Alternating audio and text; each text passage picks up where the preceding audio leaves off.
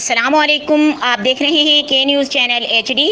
خبر شامل کرتے ہیں ساہیوال سے ہمارے نمائندہ سید وجاہت علی شاہ کی رپورٹ کے مطابق کامسیٹس یونیورسٹی اسلام آباد ساہیوال کیمپس فال 2019 میں داخلہ حاصل کرنے والے طلبہ اور طالبات کے لیے اورینٹیشن سیشن کا انعقاد کیا گیا۔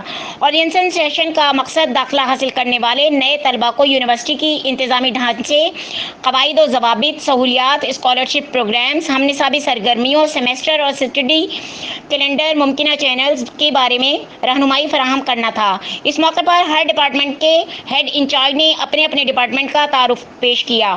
Director CUI Sahiwal campus professor doctor Saleem Farooq Shaukat نے بھی اورینٹیشن سیشن کا خطاب کیا۔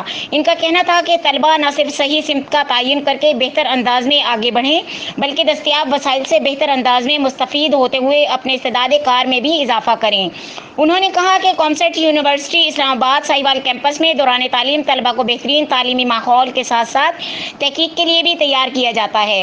پروفیسر ڈاکٹر سلیم فاروق شوکت نے بتایا کہ یونیورسٹی ہزہ میں طلبہ کو انڈسٹریز کی ضرورت کے مطابق تعلیم سے آراستہ کیا جا رہا ہے تاکہ پریکٹیکل نالج سے آراستہ نوجوان ملک و قوم کو بہتر انداز میں خدمت کر سکیں۔